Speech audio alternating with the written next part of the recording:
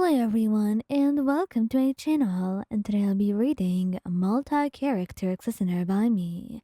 So let's get into it. Muichiro.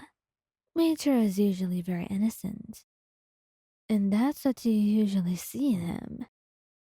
It's something that has solidified in your mind, and to the point, you can't really see anything else. He's clueless, oblivious, and while many others would find those some deterring traits, you find him quite endearing, and you love him for all of that. So you don't really expect things to get out of hand when you're just pressing a soft kiss against his cheek. Things get rather intense from there, and intimate, and then he pulls your hair. You can't have a sound that you let out, and then he looks at you, worried. Lion, did I hurt you?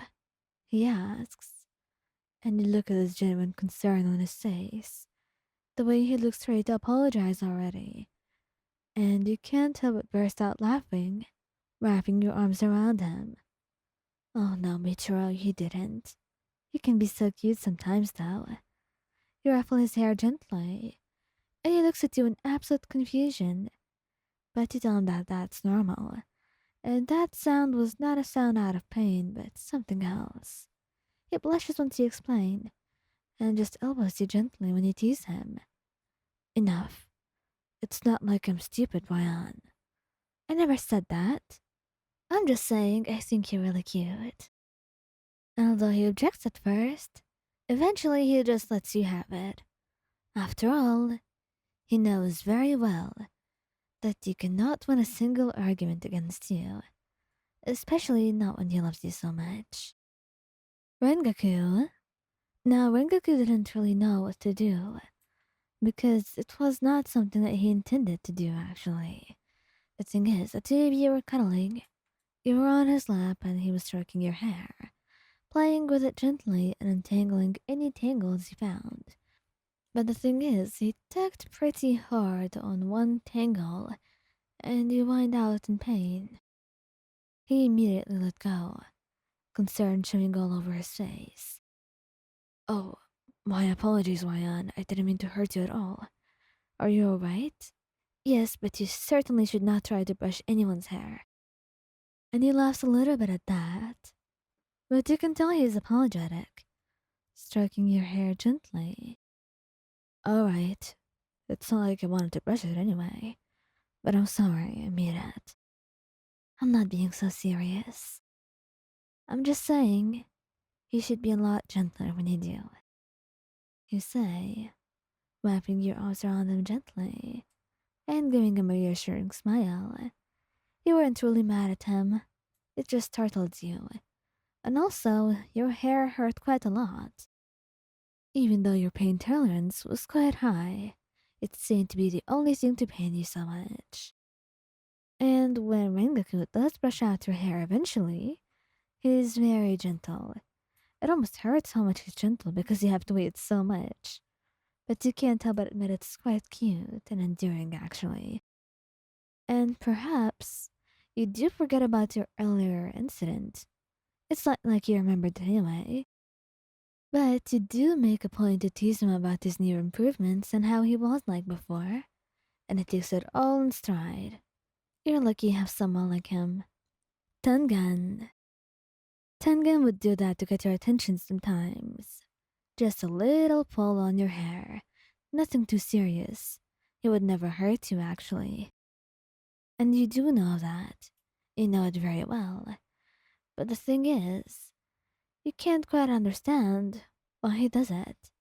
Until one time, you're seated on his lap, the two of you talking about something. And then before you know it, he's tugging at your hair, making your head lean down before leaning in, and pressing his lips against yours. And that's when you truly get his incentive, because then he has that look in his eye, and you can tell he's being a very smug bastard about this. So, you take a moment to just collect your own thoughts and yourself, and although you instinctively melt into him, you push him away, pouting. You truly don't know how to deal with anyone, Tengen. You say, swallowing your pride, and though you're blushing intensely, and he laughs at you. Come on, Mayan. Look at your face. I don't need to. I know what you did, and you're just trying to tease me. I'm not, he says in defense. But you do elbow him, and that's when he knows that he did cross a line, not giving you a warning like that. You can be quite shy after all, and he knows you can be really intense at times. So he just apologizes and ruffles your hair gently, telling you he won't do that if you don't enjoy it. And seeing the guilty look on his face, and the way he's genuinely apologizing, you find yourself chuckling, telling him you weren't all that mad. You were just a little bit embarrassed being flustered like that. Giyuu, the two of you were used to sleeping next to one another, and it always helped with his nightmares. Mostly. But today didn't seem to do much, because you had woke up to someone pulling on your hair. And it turned to be him, his arms wrapped around you, a hand in your hair and pulling, as he screams something. You didn't know what's so wrong. But you tried to get up and untangle yourself.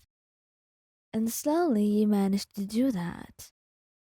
And you hear him crying. So, you just try to gently wake him up.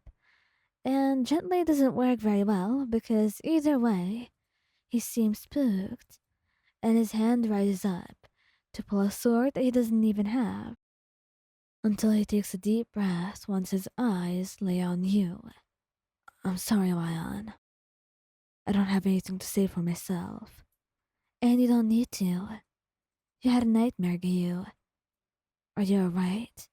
You ask, visibly concerned, and he tries to wave you off, telling you it's just fine. But you see his hands trembling, and you gently open your arms, trying to go in. And although he seems hesitant, and quite vulnerable and embarrassed, he goes into them anyway, saying softly and closing his eyes, Thank you, Ayan, for being there for me, and for being patient. I know you don't have to go through all of this and put up with me.